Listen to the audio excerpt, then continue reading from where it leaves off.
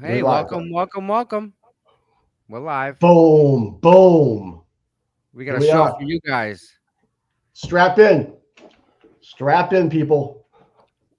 Um, we got a very special guest. William, would you like to introduce yourself? Because there's a long list of accomplishments that you've made, and I would not want to leave any of them out. Yeah, glad to be here. Thanks for the invite. My name is William Ramsey. As an author, I made 5 documentaries, and I'm a podcaster. Kind of became a podcaster. I was an author first, and then made some documentaries. But I kind of became a podcaster over COVID, and so I wear a number of different hats. But according to this, in regards of this topic, I've been studying this phenomenon called the smiley face killers for about 8 or 9 years. So, really, I came across it as I was researching my book, Children of the Beast, which I kept seeing these smiley faces in culture, in films, and things like that, like The Watchmen, Fight Club. Like, what is this around? And so I remembered seeing this or listening to this show on the Smiley Face Killers, which was on Coast to Coast, which was this phenomenon I considered a urban myth. And so I was like, I wonder if this is real. So I went back and listened to that show. And then I started following cases. I was on Facebook at the time. And then I started following cases and watching people disappear to later be found in water. And I said, wow, this is really real. And so then I made my first documentary in 2017 called The Smiley Face Killers, who was abducting and torturing college age men in the US and UK. And then I followed that up in 2020 with another one called The Smiley Face Killers, The Global Slaughter Continues, because it's happening all over the world. And then I published a book on all my research. In 2023, I have a second edition I completed in July because so much has happened even in the last 24 months. But yeah, that's just kind of, I just kind of became interested in this. It's kind of a riddle, like a riddle inside of an enigma. Is this happening and why it's happening and who's doing it is kind of it's kind of a puzzle for me to try to figure out. So that's kind of the So short that's version. that's a good question. Is this happening? Is this a thing? Like legit, real? This is happening. Right. No, it's a good question. Are young men disappearing to be later found in water? And the answer simply is yes. Like I've studied in my book, I have 375 individual cases, and they all fit the same MO. Young guy, college age, generally maybe there's an older one or a younger one, but roughly around 19 to 23, 24, guy who goes to bars, out always at night, is at a bar and maybe sometimes starts acting strange, gets separated from his friends, gets kicked out and not let back in, and then or going to visit a friend or something's going on, and then they disappear. So and sometimes they're disappeared for a long period of time, like way beyond allowable time. Like it doesn't make sense for them to be missing this long. Like typically bodies float in the water within a week, depending on all kinds of environmental factors, heat of the water, time Right. of the year, stuff like that. But usually they're found. So why aren't these people found immediately or the next day? And so that's really the smiley face killers phenomenon. And it got its name by the two kind of original guys who studied it. It was Jeff Gannon in New York City, who was a detective who saw a couple cases, and contacted another guy named Gilbertson, who was a criminology professor in either Minnesota or Wisconsin. And so they kind of got up and they found the same thing, that there was this smiley face painted with other symbols as well, close to where these bodies. So it's very mysterious. Like it's a very mysterious phenomenon. Not a lot is explained, but there have been a lot of things happening. It really was, people thought it was located in the Northeast, like because that was kind of the cluster. But within the last year, there's been 10 or 15 cases in Chicago and a lot in Austin, of all places. Like within the last 2 years, 5 or 10 cases. But also hotspots, like you guys are in Boston. Yeah. Boston is a known hotspot, as well as New York, Oh, for no this doubt. phenomenon. Like it's a known thing. And I have a chapter in my book. I reached out to somebody who lives in Boston, had a blog that she put out. Her name was his name is Elias Jaeger, but it's called Cryptid Antiquarian. And she put out just a blog post. She actually he writes about kind of like cryptids, like secret like entities and stuff like that. But he put out one of these post on Boston's mysterious drownings, and it got huge. It was his most listened to or read post, and it had 2,000 comments, all from Boston. They're like, "Yeah, something's going on. The cops aren't telling us." So I set aside a chapter in my most recent book about that. But that lists some of those cases, and some of those cases are like kind of infamous cases within this phenomenon, like William Hurley and Franco Garcia and Zachary Marr, and some are just not very well known, but it's definitely Boston, and they've had cases there that we were talking the pre-show. They've had cases there that the police aren't disclosing. They're not telling the public about them. So I have a question. Like, are these victims drugged? Like, or are they just over alcohol? Is it just too much alcohol in their system, and they're That's a really good question. I mean, it's hard to ascertain. So a lot of times the medical examiner is not looking for those drugs, or the autopsy doesn't come out rapidly. But some of the drugs they think they're using, GHB, is endogenous, meaning it's part of your brain. So it's hard to tell if they don't test for it or look for it, whether it's it. But according to Gilbertson and Gannon, in their book, they wrote a book called Case Studies in Forensic Drownings about this phenomenon. They found that some of the victims did have higher than normal incidences of GHB, which is used as kind of like as a party drug as well within certain communities as well. Some people actually take it for fun, but it does cause you to lose your memory and like loss of physical function and stuff like that. Wow. Yeah, because these young men, highly educated, most of them, educated people, white demographic typically, and originally, not so much recently. Now it's like a lot of Indians, people from India. There's a lot of African Americans. So it's kind of broken out from its original thing. Originally, it was kind of pretty much all white. And educated still with the a lot, I think. Yeah. Some not, some maybe not, but there seems to be a focus on guys with college education. So that's college age, you know. But yeah. How many of these people could swim? Do we know? A lot of them were very good swimmers. There's one case in Pittsburgh. His name was Dakota James. He was the captain of his swim team in high school.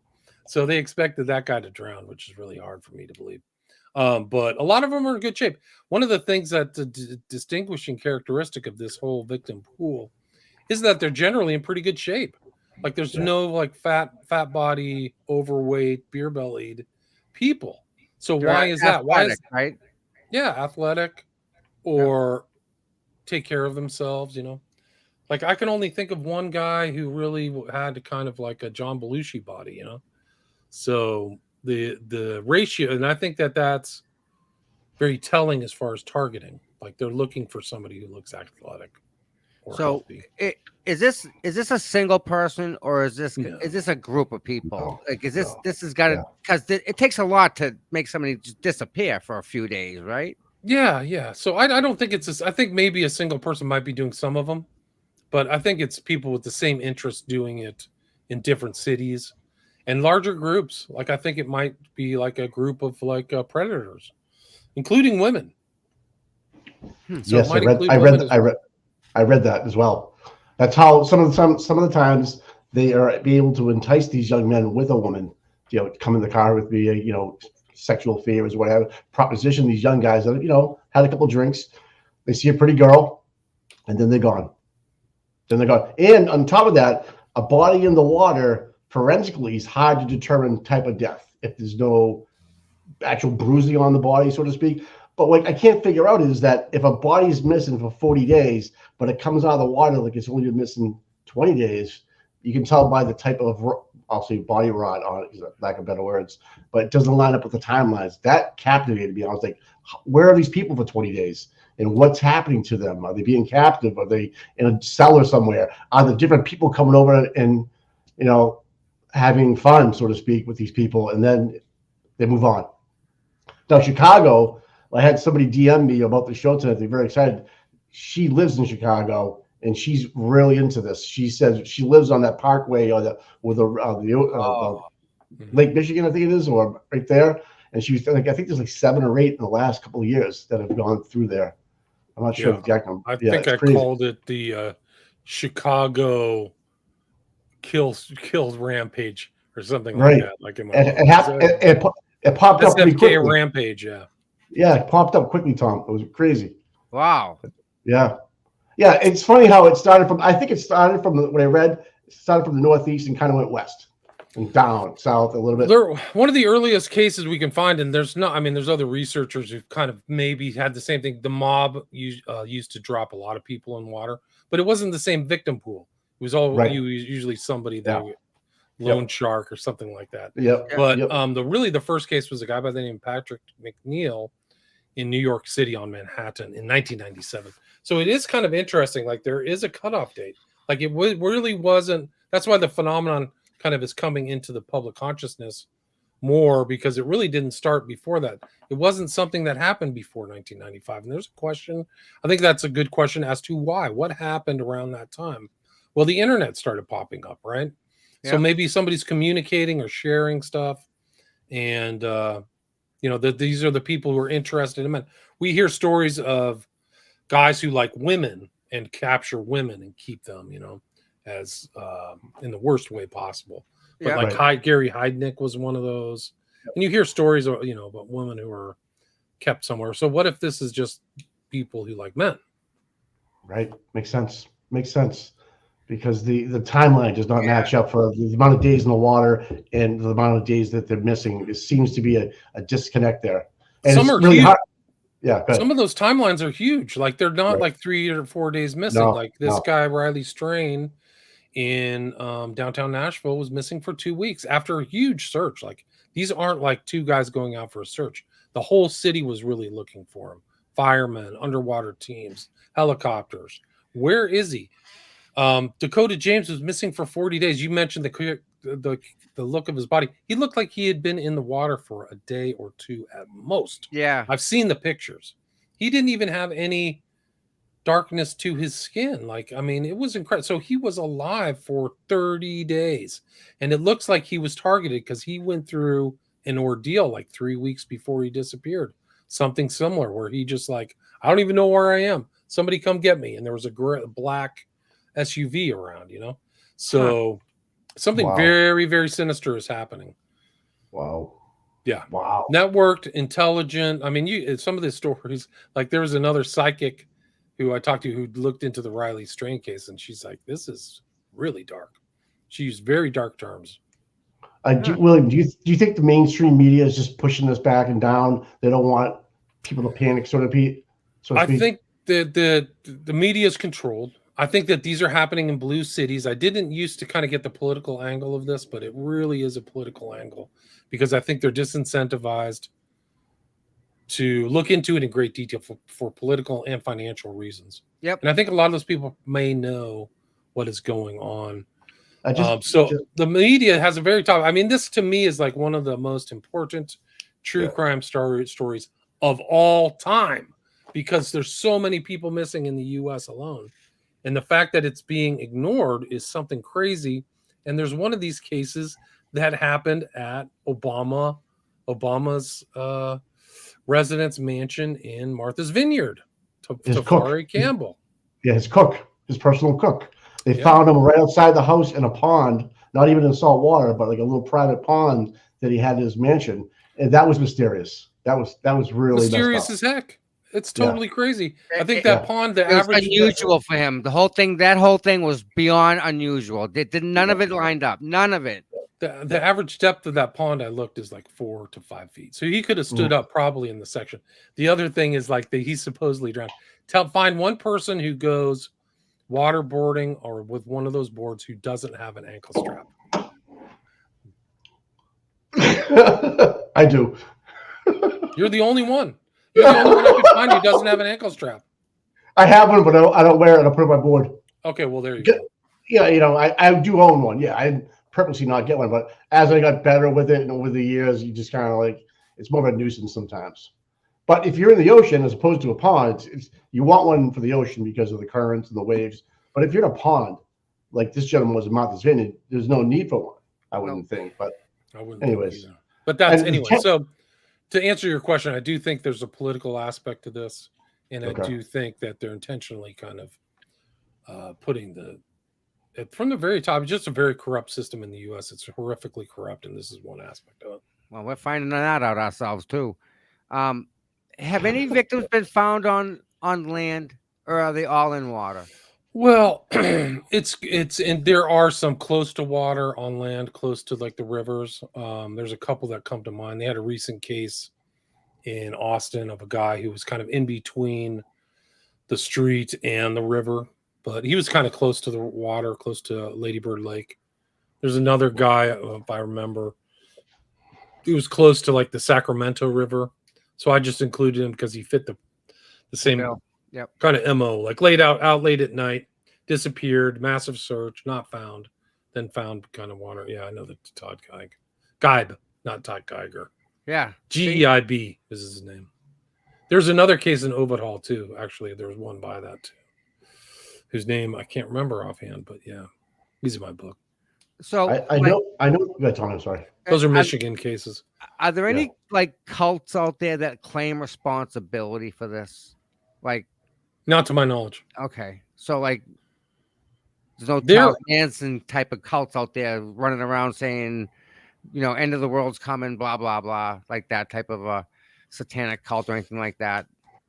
Well, I looked into what a cult called the Order of Nine Angles, who believe in kind of human sacrifice.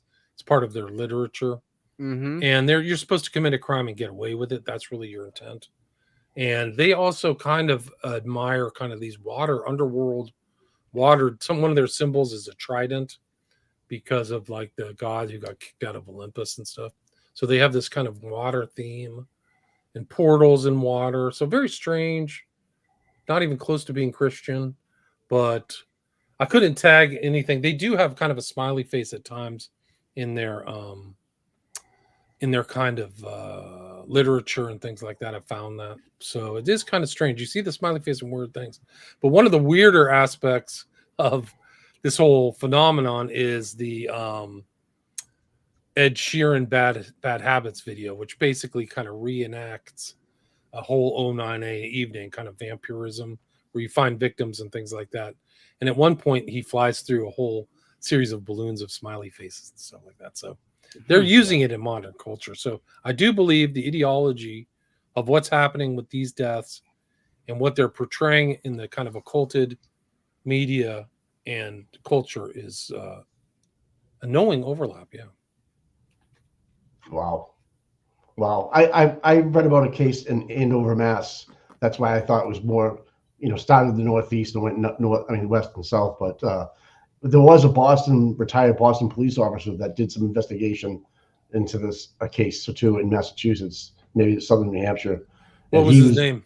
Oh, I apologize. I don't have it in front of me. Sorry. But yeah, I don't have it in my notes. But hold on.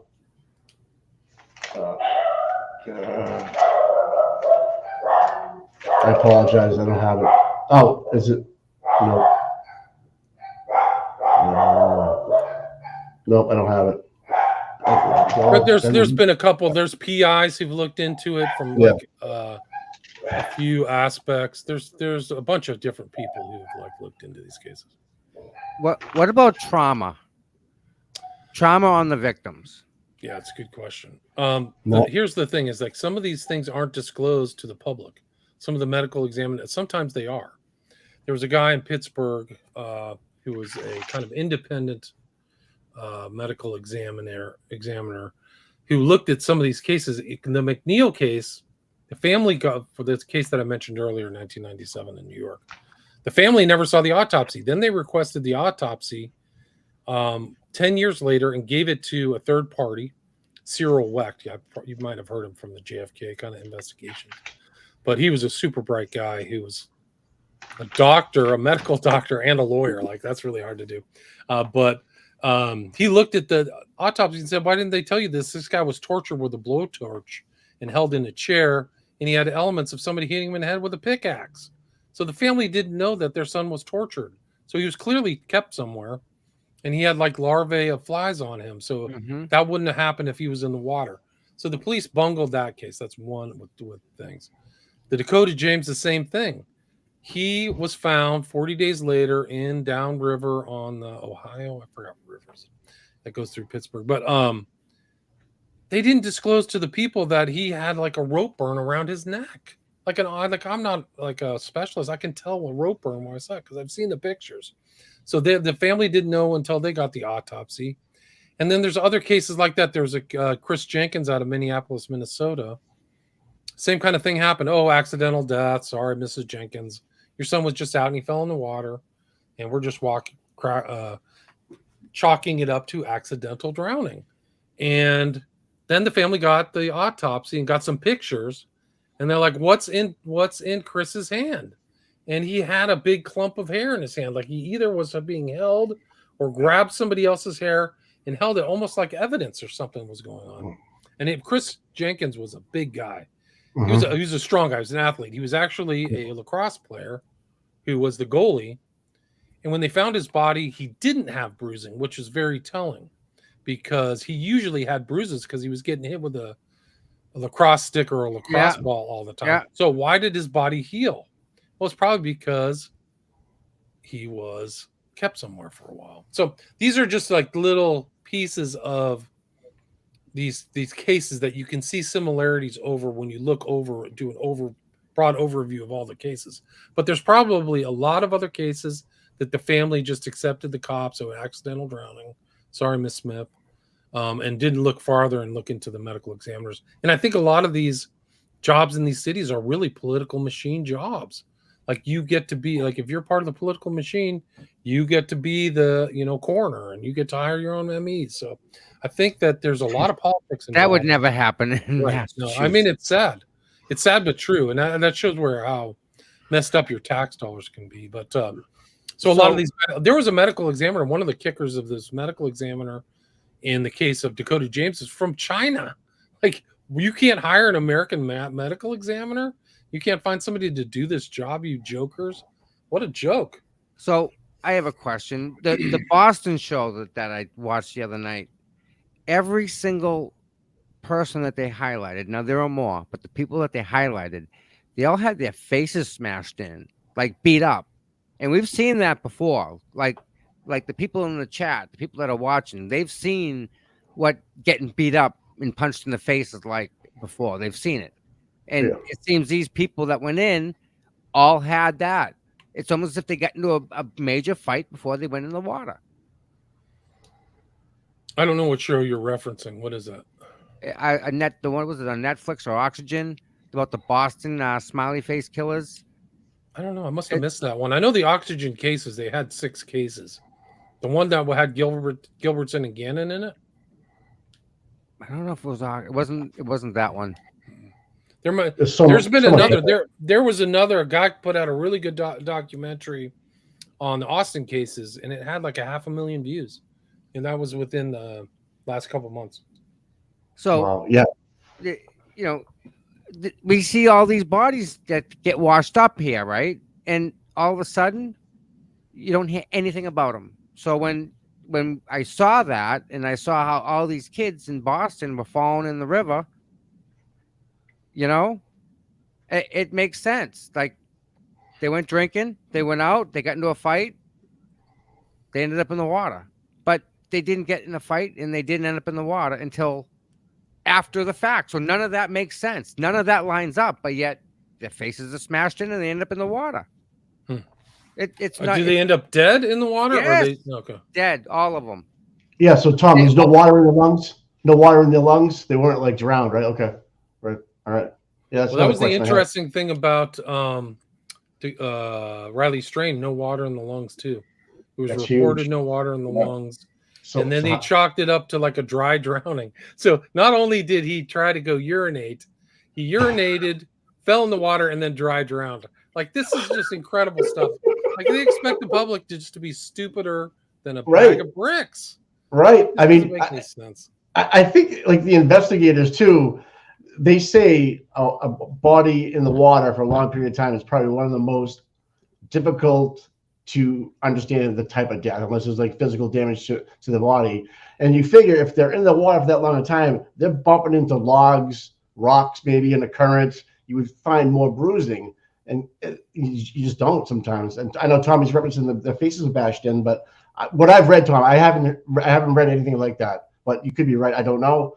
And the other thing is, like, is there copycat killers out there, William? Do you think? Is there people that actually there's multiple people doing the same MO? That's what I think it is. I don't know if it's copycat.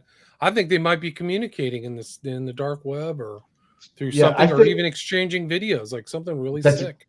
Wow. That's what I was thinking. Yeah, just like pedophiles exchange, like Snuff. They find other pedophiles. Yeah. Yep. Right. Like, so picture this: you have a captive person. Now, aquatic erotic asphyxiation is a type of waterboarding where people generally watch it on film, like we're doing right now, and they have a person in a cellar and they're performing these acts on them, not sexual acts on them, but just making them suffer. And people enjoy that in their world, and that could be the delay. You know, someone that's 2 or 3 weeks and the timeline doesn't match up with the decomp on the body, and I just find that very telling. And the no water in the lungs thing, that's like you just said, William, it just doesn't make sense. Like, how can an investigator investigating a drowning they must just chalk it up to drowning and move on, not even try to go any farther? It's incredible. Because, their conclusions are incredible. A lot of times they don't even acknowledge that they're engaged in speculation. Like, they don't acknowledge, we don't know what happened after he stepped out of the CCTV to where his body was found. They don't even acknowledge. They just say, this is what happened. He drowned and fell in, and let's move on. Right. Like, literally, some of these brown coffin dapper, an ex-FBI agent, these are their rationales. And then it drops out of the public eye. Like, well, we've solved it. We don't really know what happened. I'm not satisfied. You didn't see him go in the water. You didn't see him drown. You think these guys are idiots? They're young.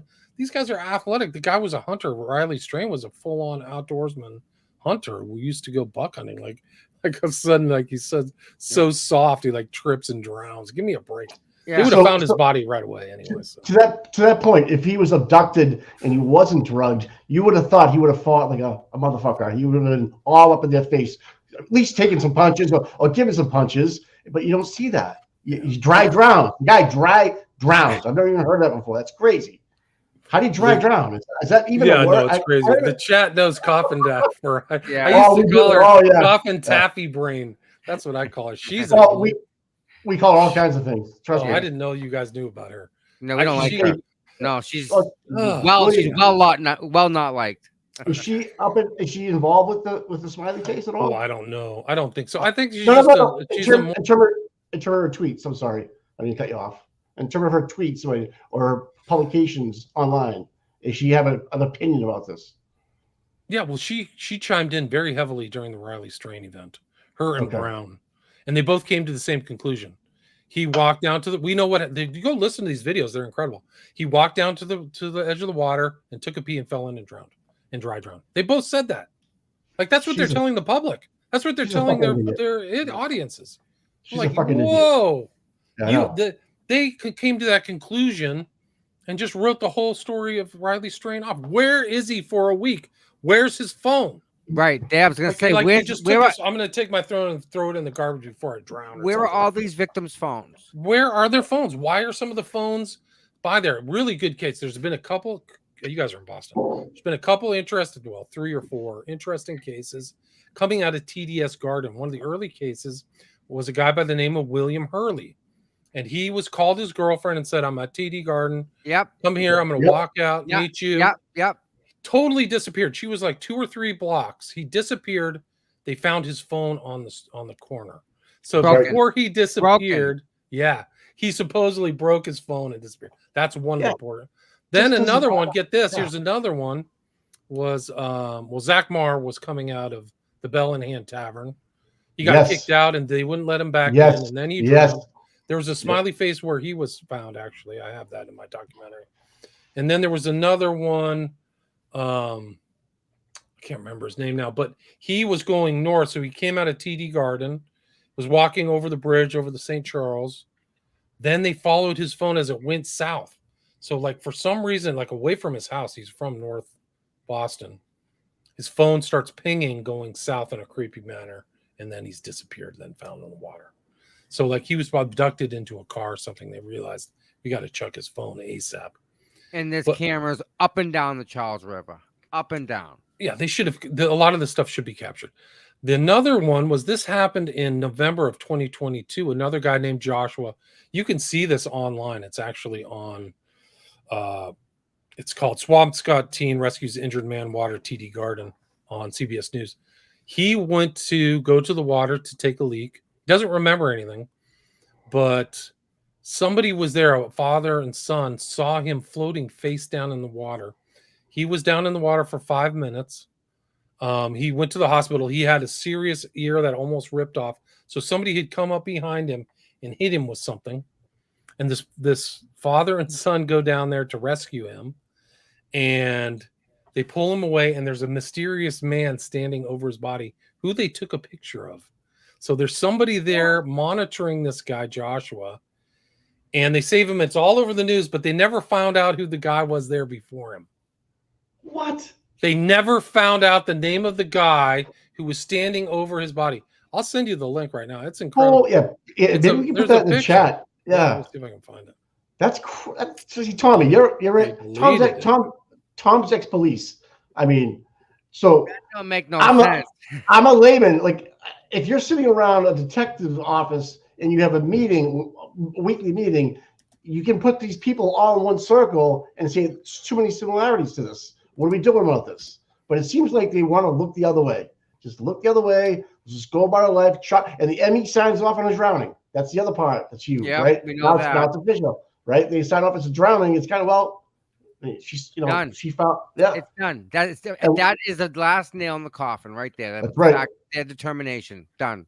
This guy, Joshua, was on a podcast, a local podcast to you guys called Bad Brain. And he told his whole story for 90 minutes. Like, it's incredible. He's definitely a victim. He would have been a victim, I think. Wow. But if you put up that link, you can just kind of bring it up. You can see his face. You can see the guy who actually was picking him out of the water. That nobody found out his name. It's off the charts. Wow. Nobody said, like, who's this guy and why is he there? So I have to ask you a question. You mentioned he was abducted outside of TD Garden, but he was found in Swampscott? Guys, go to this article that I just sent you, show the video, and go to the 1 minute mark. Okay. Go to the 1 minute mark. You can watch I don't know if you can play the audio, but go to the 1 minute mark and stop.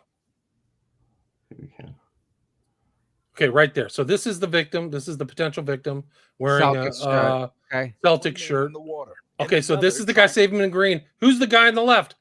That's the mystery guy who was there. They never found out that guy's name. I thought you said father and son picked him up. So that's not the father. That's not the father. That's some random guy. They never found out his name. Wow. You can watch this video. You'll see the father too. It's not that guy. Look at his shoulder. Look at his shoulder. So the police come. He's bleeding from the left side of his head.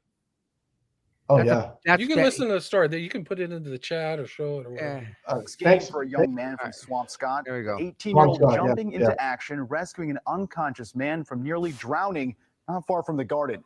NBC 10's Malcolm Johnson spoke to the man and his father tonight.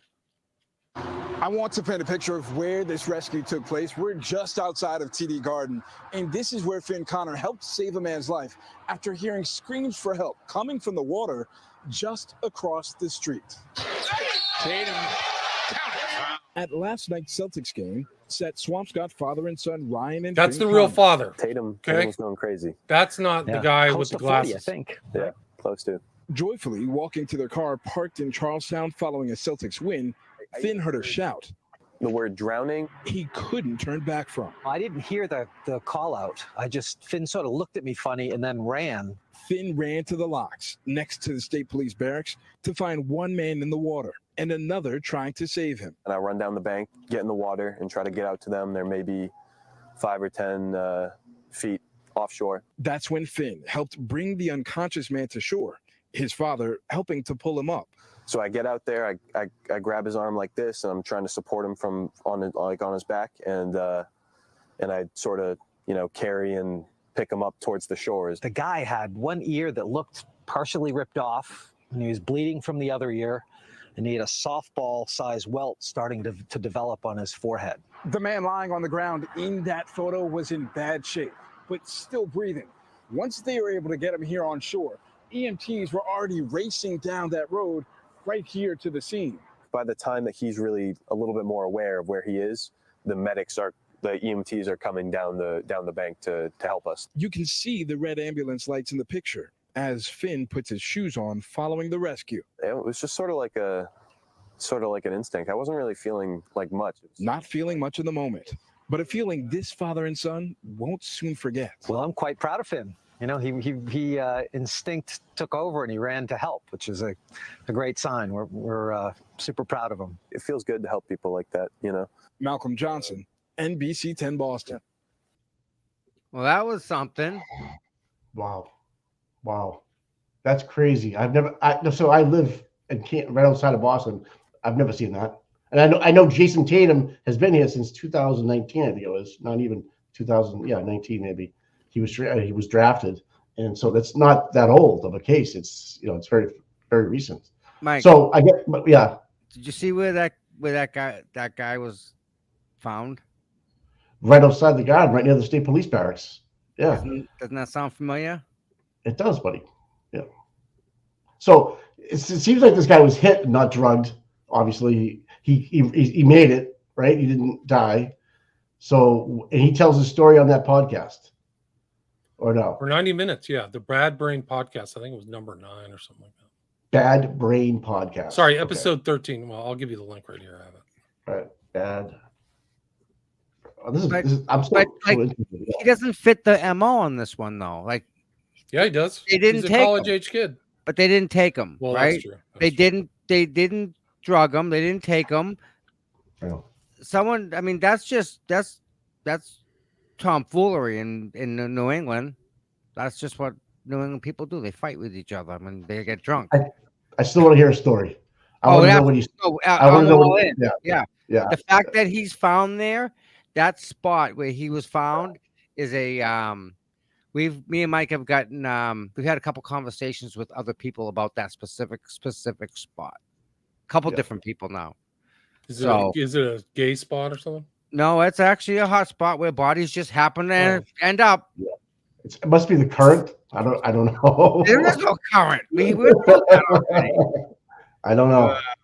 I just if you want to see the podcast, you can just click on that YouTube link. I put it in the private chat. Awesome. You can see it pop up. You can see his face. I don't know if I know the kid's name, but I don't know.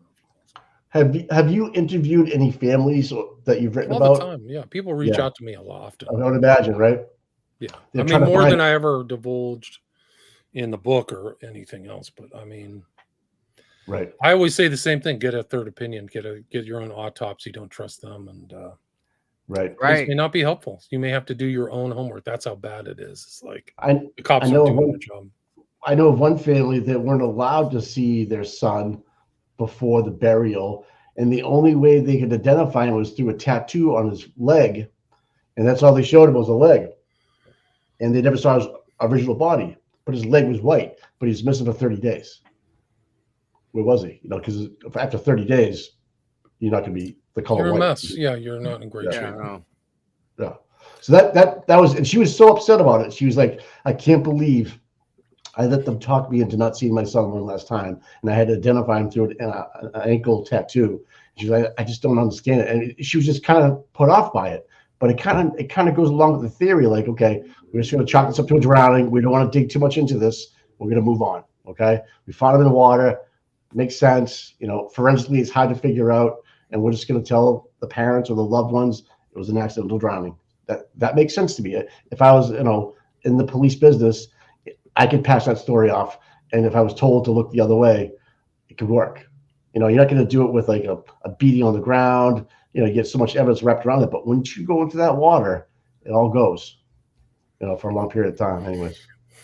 What about this pig experiment? What? They're talking about what about the pig experiment? That blew me away. I don't know what you're talking about. Neither do I. A pig experiment? Yeah. I don't know. So in the chat. Yeah, it's something in the chat.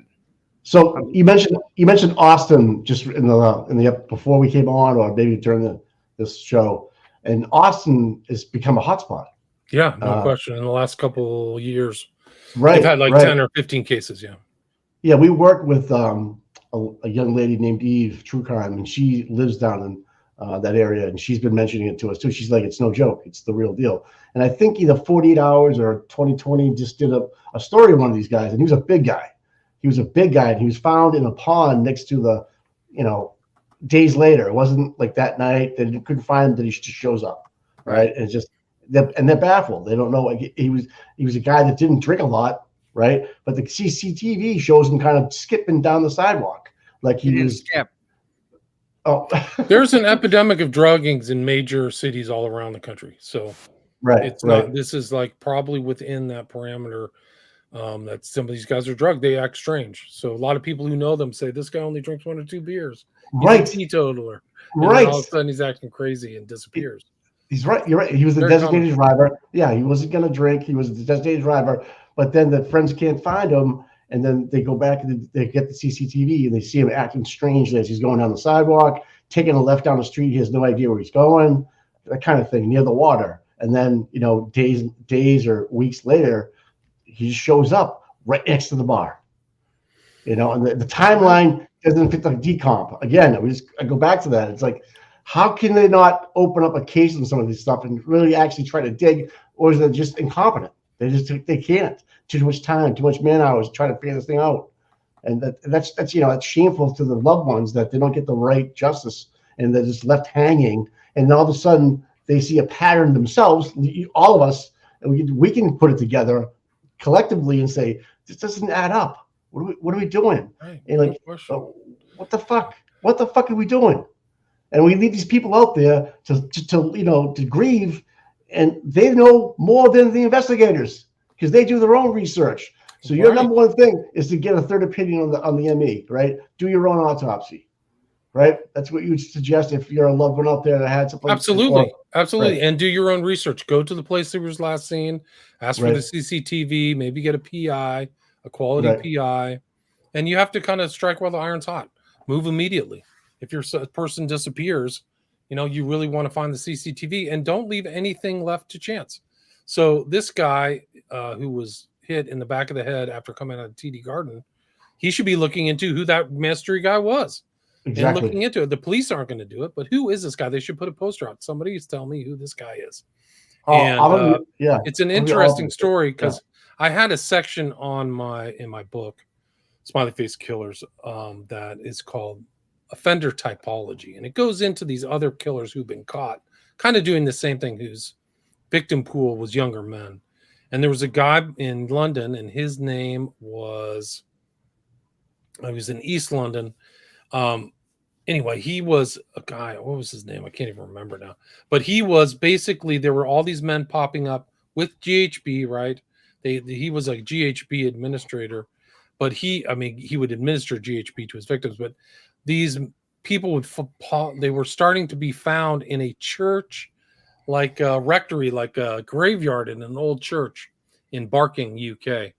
And somebody's like, well, this doesn't make sense. My loved one wasn't gay, or Stephen Port was his name, Port. He was known as the Grinder serial killer because he would find his victims online, and the police weren't doing anything. They just said this is just a real random event, all these people die, and one of them committed suicide supposedly. So what did the family do? They went and said, well, I want to go to the police and ask for the CCTV of my loved one around, because I know he was in that part of the UK is like covered with video cameras. Yep. Yeah. So the police they're like, whatever, this is a closed case. There's nothing to see here. So they give the family the CCTV of their loved one, whose name I can't remember right now, but Stephen Port was. What do they find on this video when they see their loved one? He's walking at like 2 a.m. at night with some other dude. And they say, well, who is this other guy? They ask the police. The police are like, I don't know. Like, they couldn't even follow in. His name was Stephen Port. He was a total serial killer. He was killing people like crazy. And he was 40 years old. So he was he was a predator against like 20-year-old gay kids or younger gay people. And they actually had to do the public was so pissed once they found out that the police had bungled it so bad. They had to do an inquest that's still ongoing. And the guy went to jail like 3 years ago. So they still are like, what the hell? How many people did this guy really kill? We don't know. They didn't know. Oh, wow. Stephen Port. Look up Stephen Port. Yeah. Wow. I've done a show on Stephen Port on my podcast, William Ramsey Investigates. People can just look up. If they go to like Podcast Addict and look up Stephen Port, you can learn about him. There's video of him. I mean, it's off the charts. What are the common, what's the common denominator between the serial killers in our locations other than like, I guess, politics? Other than that, like, is there anything else that links us together? Like links Chicago, what? Like these deaths? Chicago, Austin, Boston, Charleston, where there's like, is there one common denominator? I don't know. Like, is somebody moving around and killing people like a clever killer?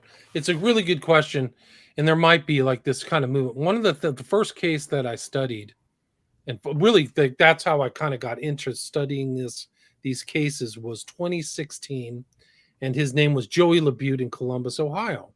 And so, like, I was online. I said, if this guy gets found in water, I'm going to freak out. 19 days later, he gets found in the Scioto River, right? Oh my God. And I'm like, well, this is crazy. He was in a bar, and their CCTV was grainy. I actually did a show on this on True Crime Garage.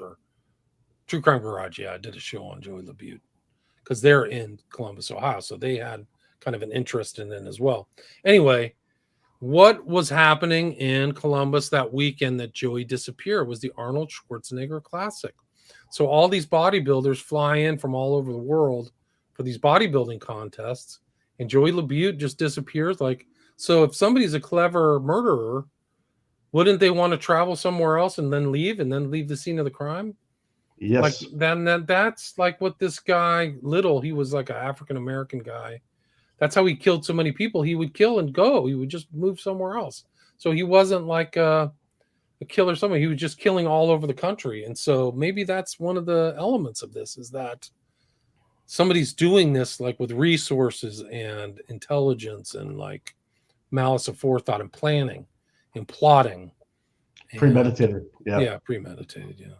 Yep. That's interesting. It must be, the money. I think the money aspect that you mentioned, if you're able to fly around the country and find busy hubs, Boston, New York, obviously, Tennessee, busy hubs, right? You kind of can blend in. And if like, it's where your victims, like if you are like women or you're attracted to college age women, you go to college campuses. If you're a pedophile, you join the Catholic Church or you come to the Boy Scouts or whatever, right?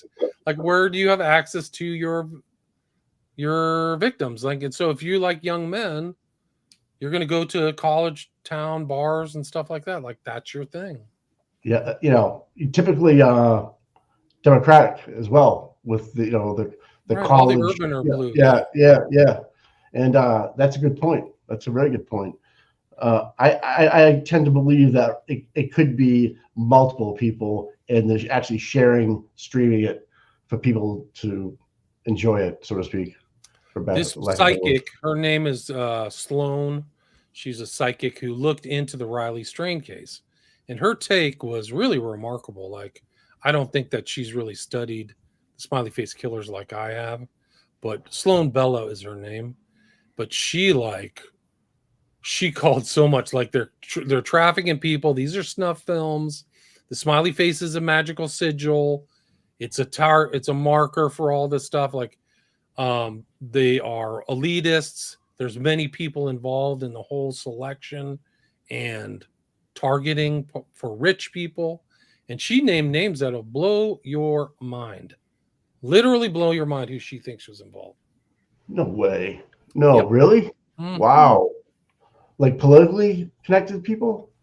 The top of the music charts. Okay. Like Martha's Vineyard. You can read it in my book. Yeah, Martha's Vineyard. Like Martha's Vineyard estate. Someone's estate on Martha's Vineyard. Not that same person. Not that same person. No, but that type of person.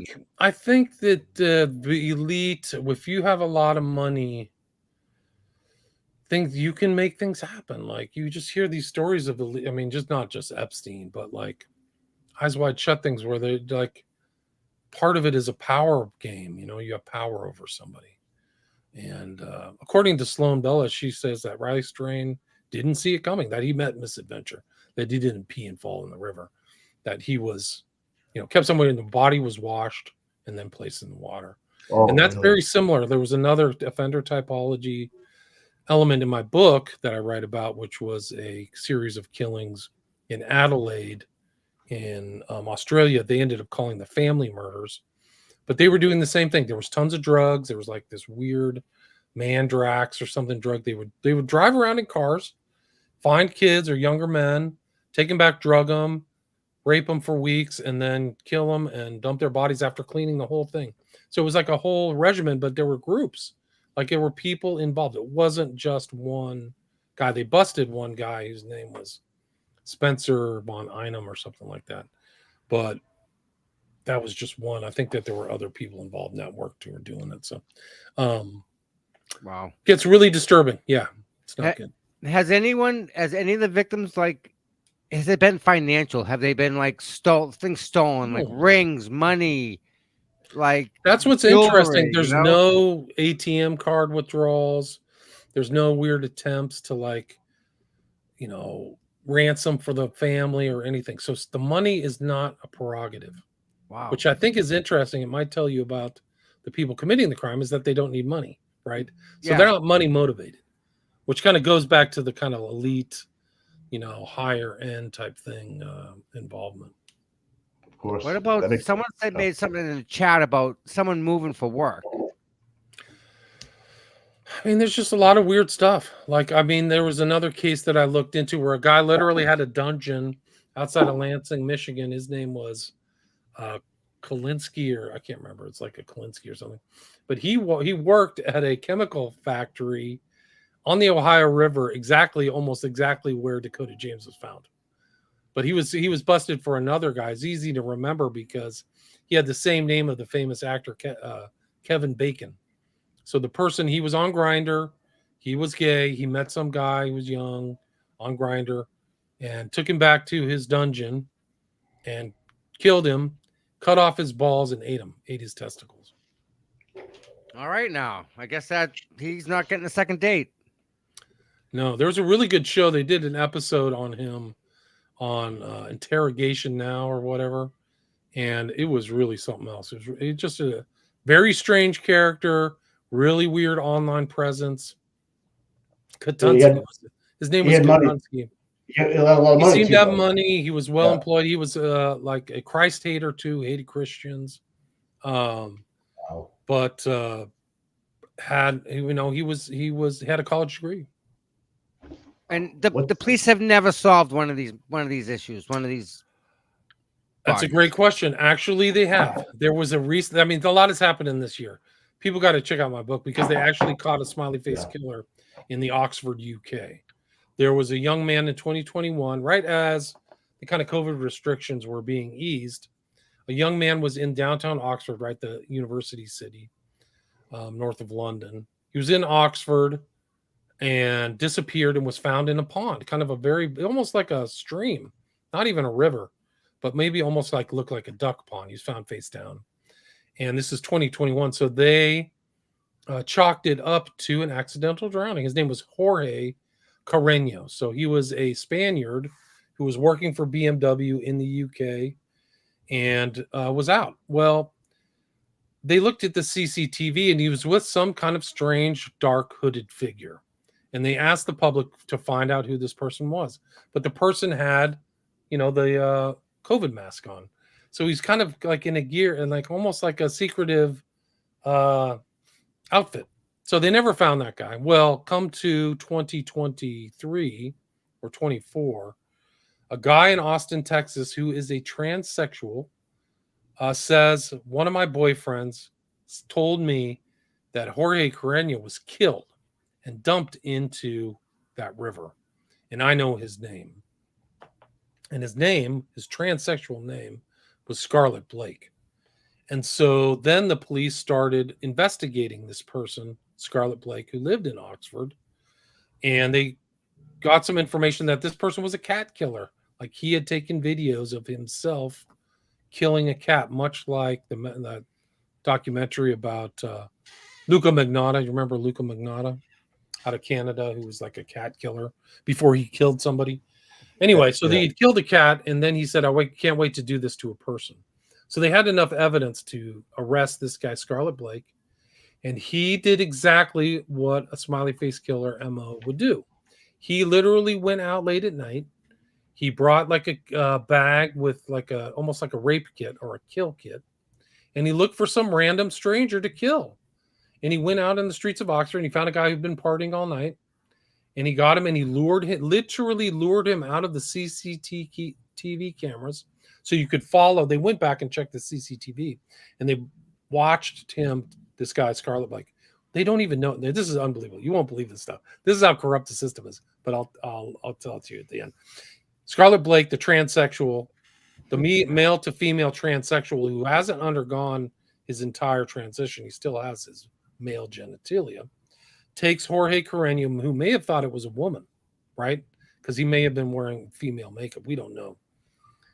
And that's the whole thing about luring some of these people to their deaths, is that they might be transsexuals, which is even scarier than a woman luring these men to their deaths. Scarlett Blake lures Jorge Carreño out to this deserted area at this river Chartwell, they called it. His phone is there. He's there for 30 minutes, they can tell. The phone and Jorge Carreño end up in the water. And that's it. And they had enough information to convict him. So he was literally convicted of a smiley face killing. They don't know what Scarlett Blake was doing with Carreño during that time, but they surmised he either hit him over the head with a vodka bottle or garroted him, right, with like a rope, and then drowned him in the water and made it look like a drowning. And they had information from about Scarlett Blake that he went back to the scene of the crime. So, like, you know, when people die, like unfortunate deaths, candles, flowers, so all that stuff is there. And Scarlett Blake, the killer, went back and literally took pleasure at the whole death scene where the families were there. And there's stories of the families, like the sister went to the scene of the crime and cried because she didn't understand how her loved one, her brother, her 30-year-old brother, could drown in like 4 feet of water. Well, they found out it was done intentionally, a random act. That's the whole thing. It's not, there's no like there's like a pre-selection of this person. So he got busted. The guy in Austin, and the kicker is that Scarlett Blake is traveling. So he traveled to Austin and Colorado in the United States, and none of the police ever followed up to whether he did any other crimes. This transgender, the kicker is that the judge sentencing, which literally happened like a month or two ago, the judge at the sentencing didn't know his birth name on his birth certificate. The judge called the killer his transsexual name, Scarlett Blake. And the judge didn't understand the enormity of this, whether this guy had killed before or that he was part of maybe an online network of killers. He didn't get it. They didn't ask the important salient question, have you done any other crimes? I mean, it's off the charts. And he's literally calling him his transsexual name, and he's traveling all over the place. Like, what has he done in Austin? Has he committed a crime in Austin? Has he done it before? Is he with somebody else? He was online under multiple names, under not just Scarlett Blake, but they had evidence he was online under multiple names, reinforcing the accidental drowning story. So he was telling people he probably accidentally drowned. So he's like literally reinforcing the lie and taking pleasure out of it. And it's so important, because the cops, if they wanted to solve these crimes, they could go on and see who's saying, oh, you're full of baloney, these are accidental drownings or whatever. Right. Interesting. Wow. That's interesting. Yeah. And like you said, Austin is becoming a hotspot for this type of activity. And just recently, I think in the last 3 or 4 years, it's really become a hotspot. In Chicago, the last 3 months, there was a body drop. The police, in my opinion, lied and said it was a heart attack. And some of like the citizen reporters are the best. A citizen reporter went out and took a picture. The guy turned out to be 24, supposedly died of a heart attack, an Israeli. They didn't even mention his name. I found it out. Wow. Yeah, family members contacted me. And then they changed the story to a gunshot wound. There's no gun at the scene. What? Wow. And they expect suicide. That's what they're telling the public. It's completely preposterous. What police department is this? Austin PD. Man, you give Canton a run for his money, huh? Imagine I knew living you in going. Austin and your PD. I knew you going wrong. Yeah. Oh, we do. We know. Do We you know know how bad it is. Yeah. Do you know what's going on around here, William? Tell me, I won't be surprised. There was a young girl, that was pregnant and impregnated by a police officer, and his brother was still sleeping with her, and another guy was sleeping with her, and because she wouldn't, I guess, relinquish father ownership of the baby or something like that but the cop, he went and he murdered her, and the state police covered it up for him. Yeah. And one of the state police officers had another experience down in down the, where was it, Mike? Fanning. Okay. Down in Key West. Yeah, down in Key West, he had experience like you just explained about, transsexual. Yep. Yeah, he was Hold in on, on that. he had a relationship with a transsexual. No, he didn't have a relationship. He just he picked one up. He picked one up. Yeah. Was it?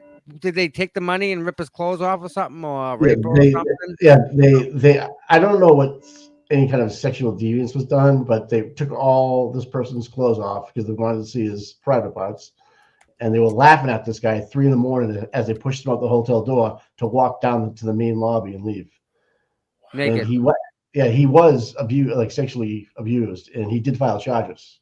So yeah, it was interesting. And this is a state trooper that's still on the job. That investigated the murder of that young 23-year-old lady that was pregnant by another cop. Sandra Birchmore. Yes. Yeah, when you say corruption with the police department, I can raise my hand all the way into the sky and tell you a lot more about things. The Karen Reed case, the Sandra Birchmore case, all same players. So I'm not surprised when you say police covered it up. I believe you. I would not think it's not expected by them. And the smiley face stuff, right? That in itself can absolutely get by here. You could have a dirty cop doing that and getting away with it because he'd know the footage, he'd know where it was stored, he knows how long it would be kept for. You know, where the CCTV is downtown all the time. Absolutely. He's up late. He knows where people are. He's waiting at the bars. He's bored.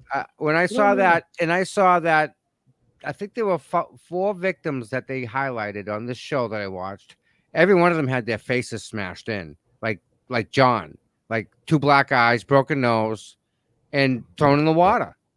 And I'm just, and then again, me and Mike are told that where that guy pulled the living guy out of the water, that's a hot spot for bodies that just show up there at that one spot next to the state police. Like the state police is right there. You can touch the building. It's incredible. Dead bodies. That's where Hurley was disappeared. Was literally you can see how close he was to that state police building. It's crazy. Doesn't make any sense.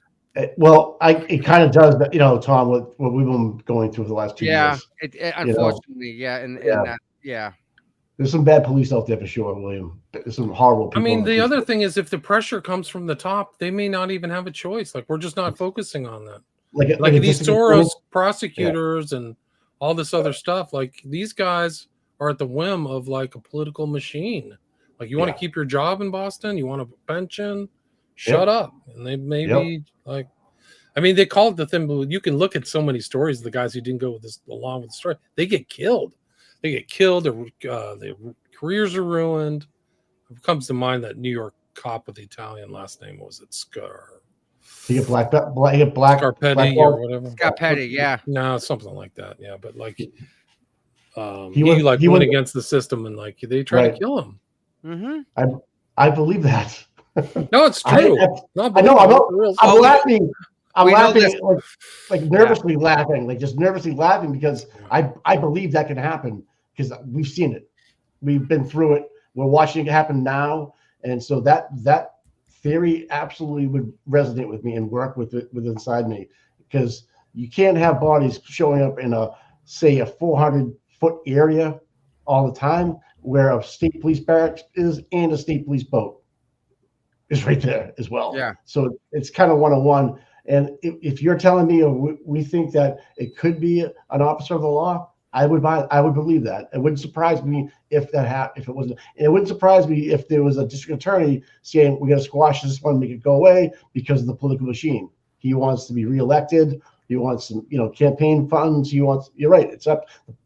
Money corrupts all, right? So it's your job, your pension, what's your next position going to be, how much longer you want to work in this business.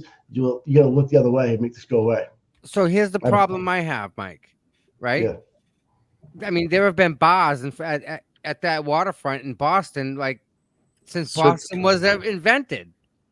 Like, right? Yeah. There's been bars, and they keep building Boston. Bars go with them. There more bars every year. Right.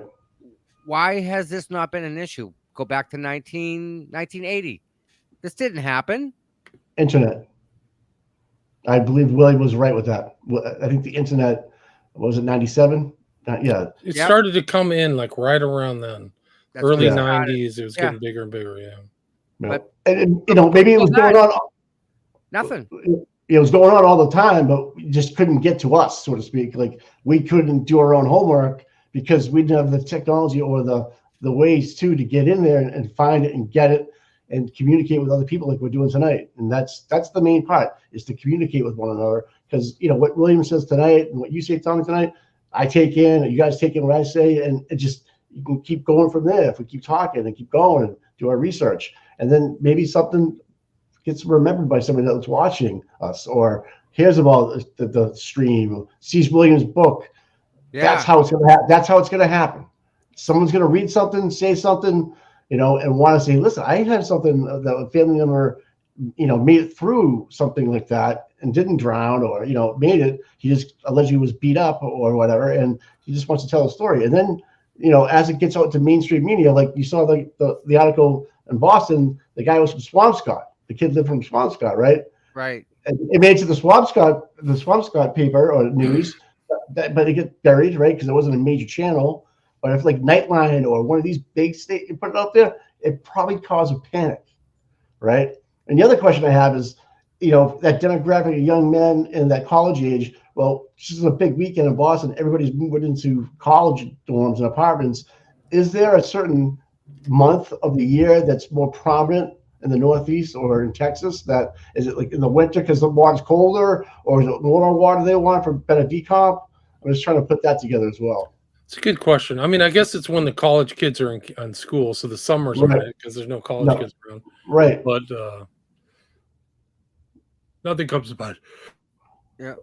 Excuse me. Nothing really comes to mind. People have tried to tie it to the moon phases and things like that, but there really was a national, if not global, kind of peak over this whole eclipse. So where the eclipse happened, there was about 15 cases. So I have a chapter on that in my book. Wow. Wow. Yeah. Interesting. So the lunar eclipse did something that was going on. I called it the brutal lunar kill cycle of 2024. I can't wait. Can't wait to get the book. So you just finished the second book. I did a second edition to the book. I added about 50 pages. Okay.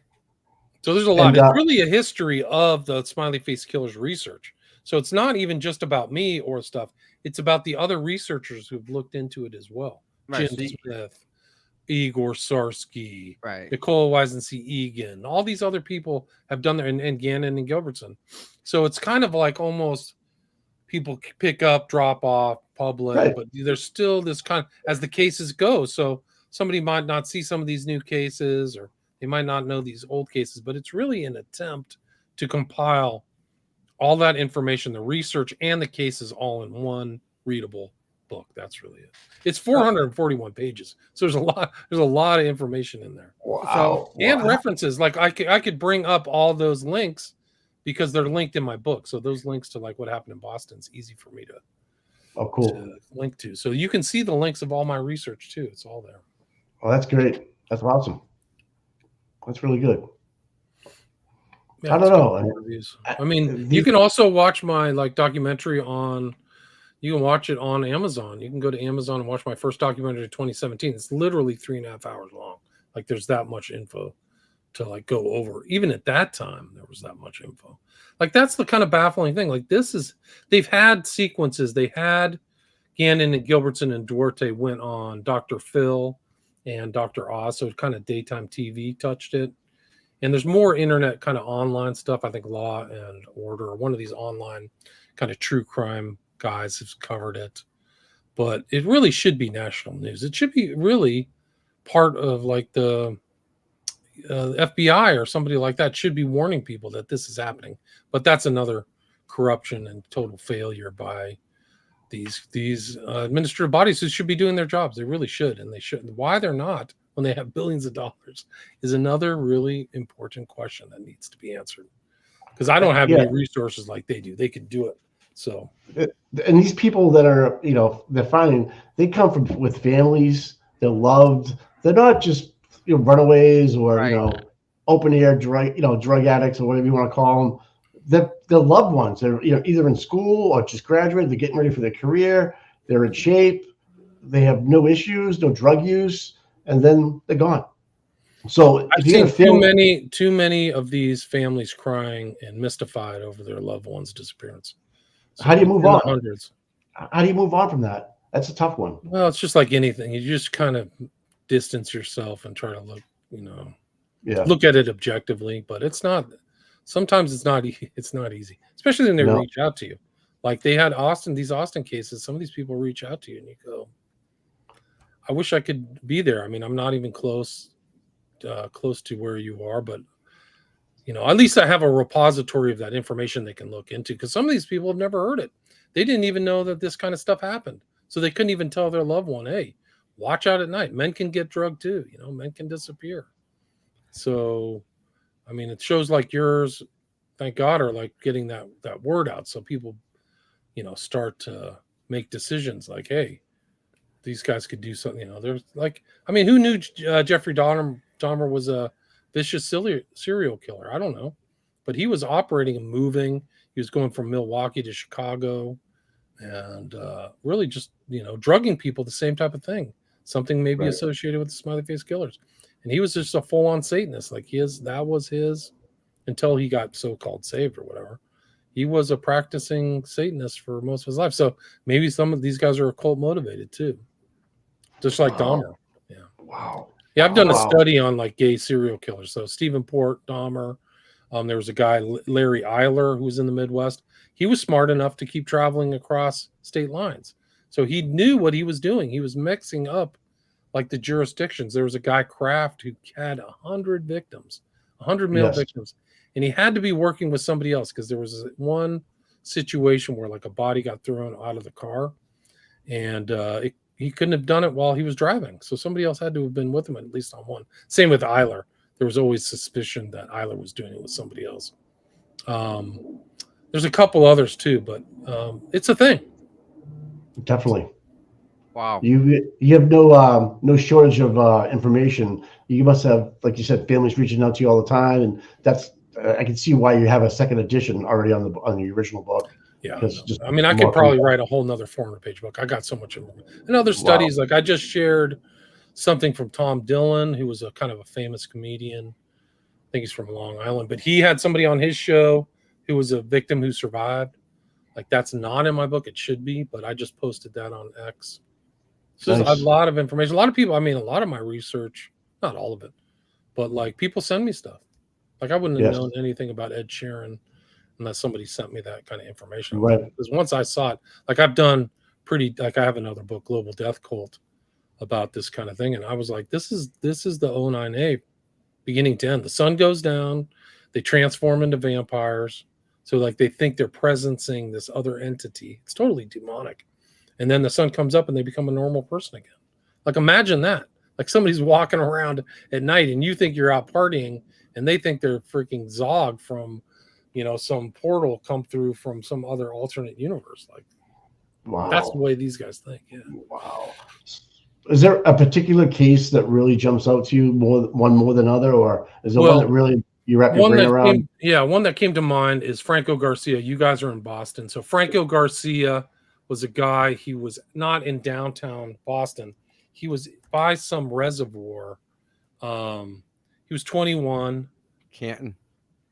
Yeah, was it Canton? He was by some reservoir, and he was like the classic case because He was out at night. He's 21, February 22nd, 2012. He was found 19 days later, but he was seen west of downtown Boston near Marianne's, a bar near Boston College and Chestnut Hill Reservoir. Yeah. So he was last seen like leaving kind of like a little center uptown out there. I don't know where it is, but he was seen on the CCTV at an ATM upright, and he disappeared. So they checked the reservoir. You know, you check where else could he be? So the police come out, check the reservoir, and there's a search.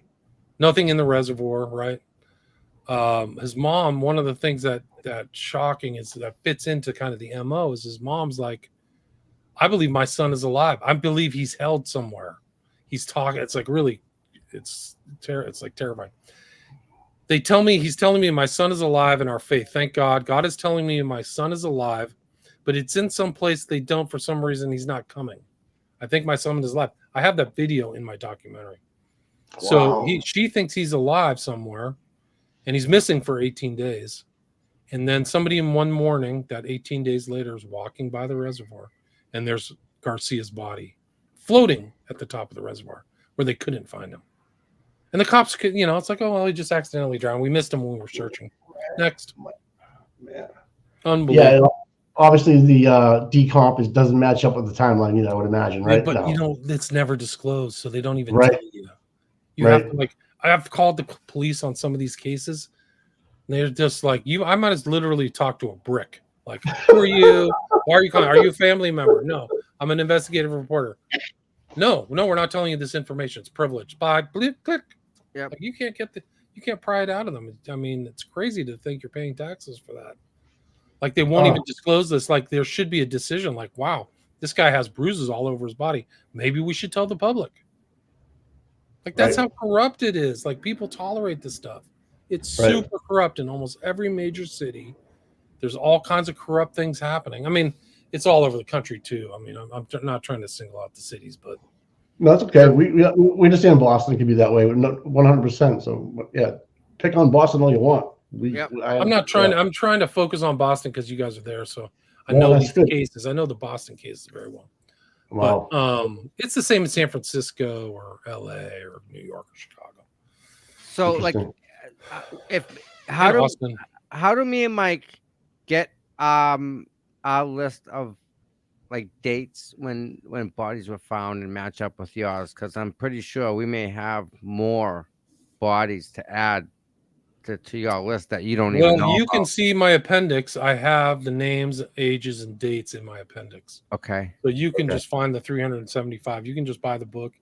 At the very end is that, and you can just copy it and paste it into some other Word document or something. I don't know. Nope. But yeah, I'm sure I don't have all the cases. I admit it in the book. Like, I'll be adding to this. There's other cases people find and know. There are cases that happen in Canada. So it is a thing. It's something it's an MO that's being shared online in some weird, sinister thing. It's either played out in some kind of like dark manual, or something weird is going on where somebody knows how to do this and other people are learning the kind of like a technique. So, wow. Almost like a playbook. This is what you have to do. And this is what we want to see online, live stream, whatever you're going to do. But this is the playbook to do it. This is the type of MO we want: white, young, athletic looking, educated, come from a good family, so to speak. And that's what we want. That's what we really want. This other entity, you will call it, and that's what they pay for. Or if there's what if they're getting paid? That's the other thing. Like, I'll give you $25,000 if you make this video. I mean, how do these snuff videos happen? Like, are they prepaid before? Because there's a trade. Like, I think Huerman, the Long Island Lisk killer, right? Yes. He said Snuff Films. There was that whole thing in New York, like associated with the Son of Sam Snuff Films. Yep. So they do exist. But are they being hired out? Like, is somebody saying, "Yeah, I want one. Right. Here's my money. Give me that. Your money's yours." Or there's some third party release through some bank or something like that. With crypto too, it's almost Bitcoin or Ethereum. You can just wire that money through and send it. It's not really a paper trail, so to speak. So that makes it even easier for an entity to profit from this. And if again, aquatic erotic asphyxiation is something I read about, and I didn't know what it was until reading up on this chat we're gonna have tonight, and via live stream, thousands of people can pay for it and watch it, not from anywhere in the world now. It's not just condensed into like a group of people that are in New Hampshire that want to do this and will pay somebody to help them out, and they're all friends and the elite. I go back to that, like money can bury a lot of things. Money can make a lot of problems go away. Money can change people's minds and look the other way. I agree with that. Yes. There's things called red rooms. It really is true. There was one in the Philippines, and this guy engaged in the most hideous, heinous stuff, but he would film it and stream it and charge people against kids. Like, it was unbelievable. And they asked him, why'd you do it? He said, I don't know. It was the money was there. Like, he would kill kids and stuff like that and film it. Well, for snuff films, yeah. Yeah. And he was from Australia. And just like the most depraved stuff imaginable, but people would be watching it. So yeah, I know. I mean, people have always, I have so many conversations about this, and they're like, Hostel, the movie Hostel. You have to see Hostel, which I haven't seen yet, but apparently that's kind of like the theme of Hostel. Right. Okay. Yeah, I could see it happening. I mean, it's if you're thinking about a business, right? You're people deal drugs, deal guns, deal actually sex trade, right? Girls you can buy online. This would happen. I can't see why it wouldn't happen, especially when the date they disappear versus the date they're found, and the body rig doesn't match up or the decomp doesn't match up. It makes I can make it that makes sense in my head, anyways. For me, look at what these elites do to entertain themselves. It's like they're really depraved. Like, it reminds me of the Squid Game, that Korean thing. Oh, that was good. That was good. Yeah, they're financing it, so they're watching it. They set up all these challenges. Yes, you drink, and there's sexual abuse. Yep. So it could be something that there's people that dark. There really are that dark. Yes. So wow. I mean, one of the other things that's interesting that ties kind of Obama is when he was inaugurated, there was a case of smiley face killing. The guy was at the Obama's inaugural parade, disappeared, and then ended up in the lake. Like, that's another weird one. Like, somebody's rich is there. I don't know who it is, but somebody's in town for that. And then this young, athletic, healthy boy disappears and ends up in a lake. And one of the things that overlaps too is these cases is super dark. Probably one of the darkest things imaginable is the Juarez femicide murders, which have been happening right across the border from El Paso, Juarez, Mexico. For the last 20 years, women just disappear and show up in other places. And people have talked, and the prosecutors got shot, literally killed for looking into these cases. And what they were is these rich guys who were part of the cartels. They would find and literally target young, pretty girls and abduct them, rape them, and kill them. And that was kind of a binding thing for them. So it wasn't just a crime, but the crime became dark, an arousal like that. Arousal form. That's how they get aroused. Yeah, but here's the kicker: is that some of these girls, they could trace a number of them, a significant number of them, back to a computer training center where they had to give their pictures and names and stuff like that. So they think that somebody on the other side who either organized that, was rich enough to organize it, or had access to that data, pre-selected them. So now that's the similar thing with these men, is they're on Grindr, right? Like Stephen Port. So Joey LaBute is on Grindr. Dakota James is on one of these sites. So imagine being a dirty old man with a lot of money on the other side, and that's your target right there. So send out the black, SUV, and that's my guy or whatever. And maybe they have totally normal external lives, a wife and kids and stuff like that. But this is their Jekyll and Hyde type thing, So, but I think that the woman, I've done a show on the women of femicide of Juarez, very important. And it just shows how cold-blooded. And there were other sex offenders who went to Juarez so that they could do, their dark, evil stuff. There was a guy from Egypt who had been busted. He's dead, but he'd been busted in Florida, I think, for abuse. But I think he went to Juarez to like abuse the poor young girls and film it, you know? So like that was his thing. I forgot his name, but Wow. these are really underprivileged girls. Like they literally live in shanties and you know, they make like $500 a year working at these doors, super poor. So it's just like one of the sickest things imaginable. And that's actually one of the interesting components. If you take a wide angle view of a cutout of all these victims, are almost all middle class. Why? Where's the rich one? Where's the rich victim? Right. Or middle to lower class. And the parents, oh God, they'd be up in arms. no, but they don't have like it's almost like they don't have the sensibility or resources to look into it. They're not lawyers or doctors or the resources to like, you know, and that's really one of the pre-selection creepy aspects of the whole thing. So it's like, wow. So why is this the case that everybody's all these kids are middle class, the men are. They're groomed. That's a wow. I mean, the more you talk, this is the story of the century, man. I'm telling you. Yeah, I'm telling you, the Smiley Face Killing Stories is the true crime story of the century, of the 21st century. Like it's incredible that they're not keying into it. So I would recommend people. I know we're coming to the end. Recommend people get my book. You can get a signed copy. I just got a new shipment of the second edition. You can get a signed copy at WilliamRamseyInvestigates.com, and you can see all my documentaries. You can see them for free. You just go to my Patreon and pay $5 a month, and you can watch all 5 of my documentaries. You can see my 2 Smiley Face Killers documentaries, and then my other documentaries on Occult Hollywood, Aleister Crowley, and Children of the Beast, which has a bunch of smiley faces. So something's going on in the culture that's very, very, very dark. Where can we follow you on X? Yeah, it's William Ramsey in. That's all the letters I could put in there. So it's at William Ramsey in. I post a lot there. I haven't been censored there. I was heavily censored on YouTube. Oh yeah. But all my shows, my podcast is in the top 0.5 of podcasts in the world. So I have like 1,200 different episodes, and I've talked about the Smiley Face Killers so many times. I have to have like over 50 shows on the subject alone, on little components of it, individual cases, similar cases, offender typology, updates. I've done a lot of shows about the Austin cases, Chicago. So you can see kind of as the kind of events unfurl, you can see me and other researchers who I've worked with, you know, go over the cases. So I recommend people check that out at podcast William Ramsey Investigates. Wow. Thank you. Listen, will you come back? Yeah, sure. Anytime.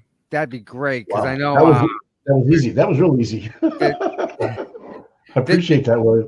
This is big. This is really big. And I think the people that are going to hear this and watch this are going to see how big this is when they start actually looking at it. And especially with the Karen Reed and the Santa Birchmore, this absolutely can and does happen in Boston. No question. You have to warn people. Like women are very knowledgeable.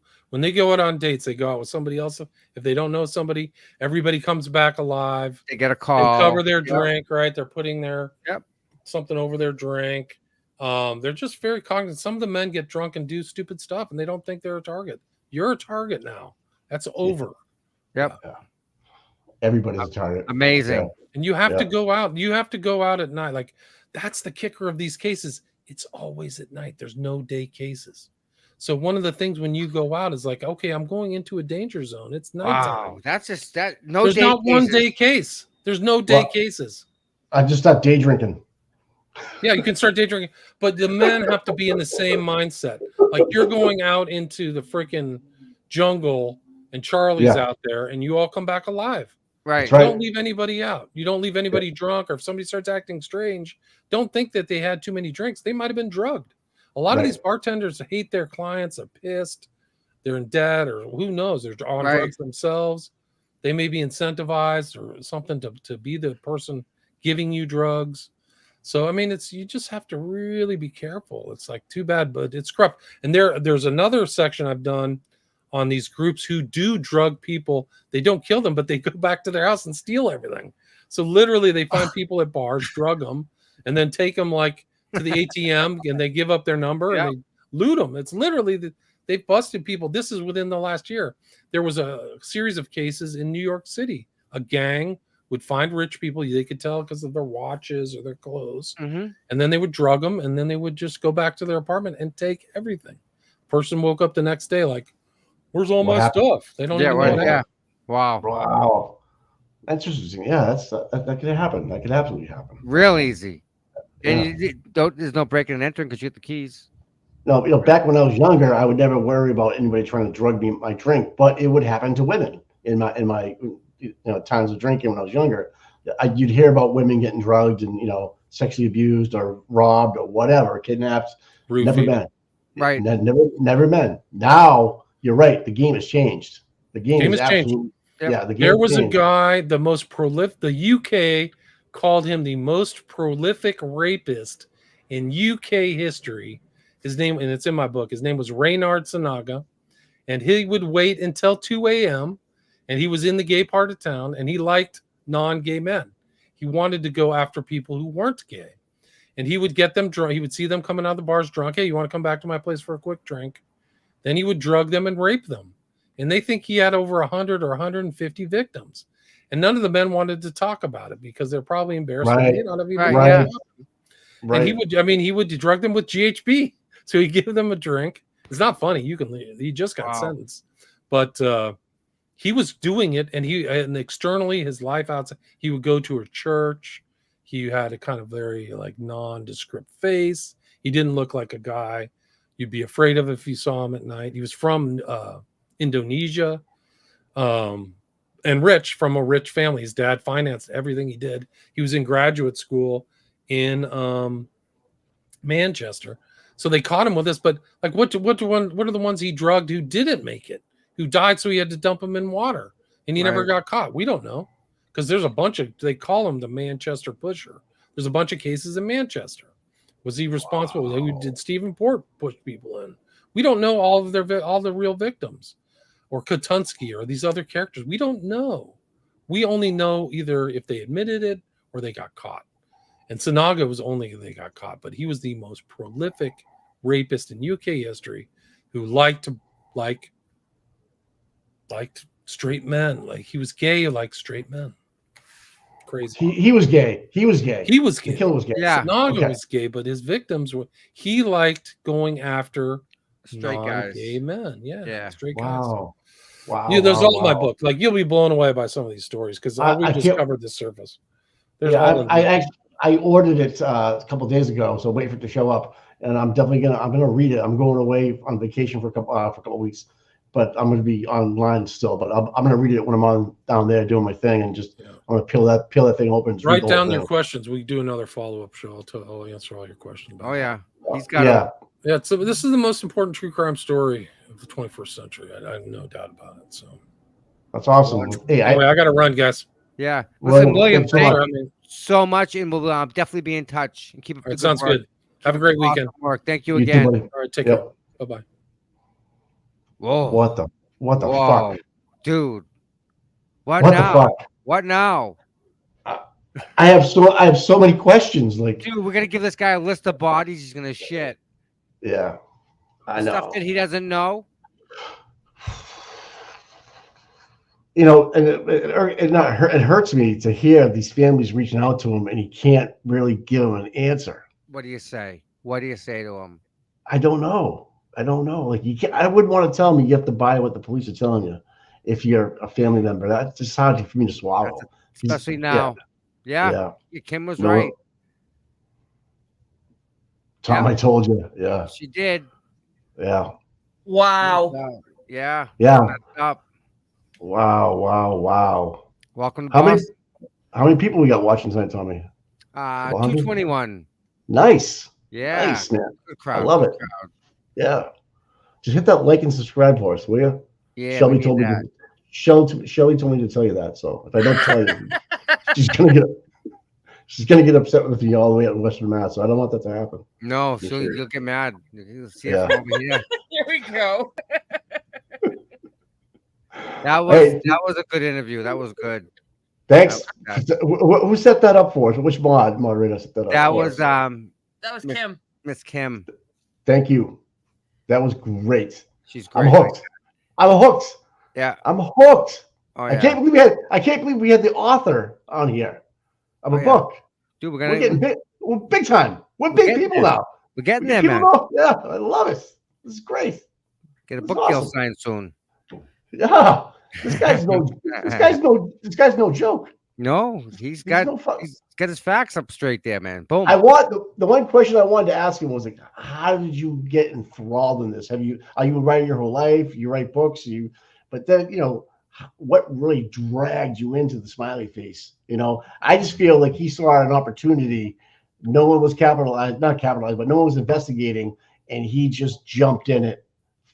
Boom, went right in, and he's found himself in this enigma of information, and how do you put it together, right? And how do you actually make it happen, right? But he did. But like you said, Tom, there's a lot more people out there, I think, that fit into this profile. Without a doubt. Right. And again, go back to 1997, backwards. Still have bars in the waterfront. You need physical, tangible paper, right? A report of some sort that's actually written. But again, try getting that when he gets hung up on. But he says he's a private investigator or true cop. Yep. Yeah. Bye-bye. Yep. So, it works. Yeah, it works that way. Mazza. Wow. What's up, Maz? Feeling better? I hope he's better. I hope everyone's doing well here. How's your weekend going? So start off the Labor Day weekend tonight, right? Yeah. Any plans? Yeah. Get any plans? Yeah.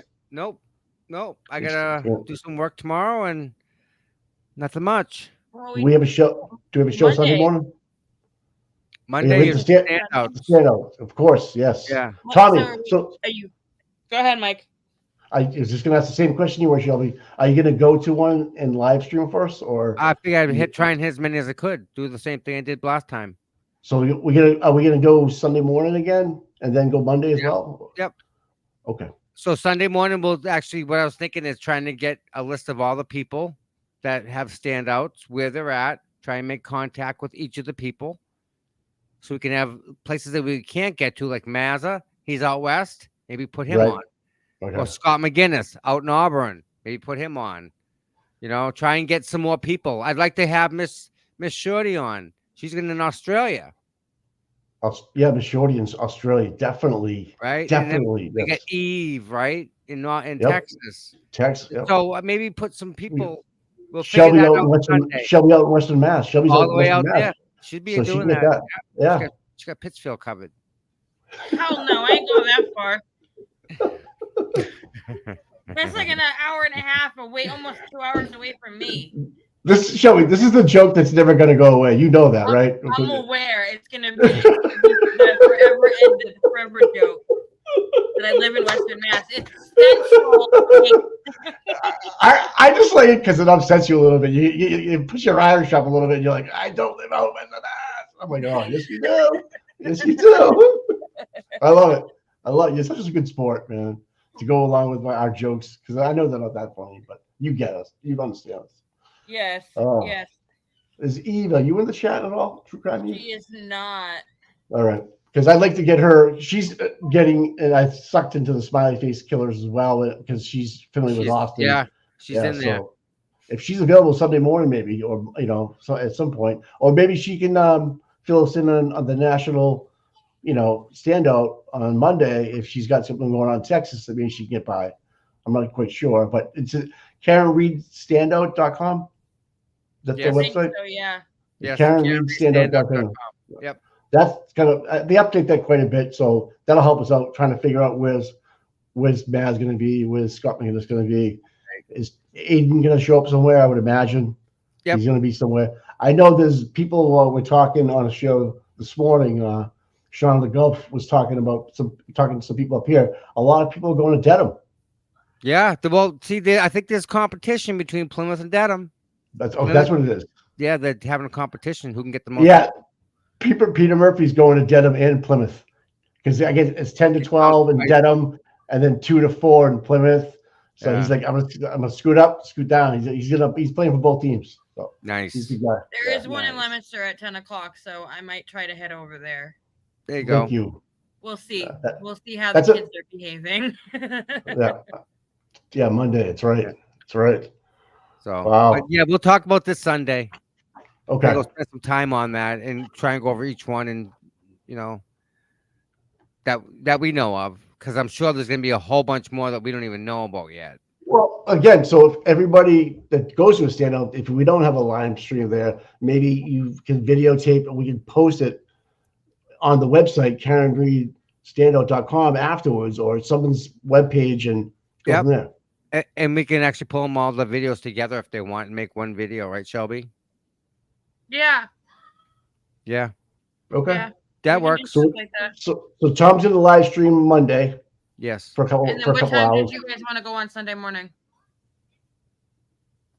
I don't 8. care. That's fine. You want to go Yeah, on at 8. earlier? 8 Yeah. o'clock's fine. Yeah, because you can figure everybody's gonna be heading out like around 11 to go do their thing, right? If they're gonna go Yeah, somewhere. Sunday mornings, All right. yeah. I'll go early if you want. Doesn't matter to me, Tom. I can go earlier. It's gonna rain all weekend, so I think it's gonna be What? Saturday and Sunday is gonna rain. Monday's good. Oh well, that's important then. So yeah, Well, so Yeah, last one is good. All be right. all right. Awesome. You guys want to call it a night? Yeah. Yeah.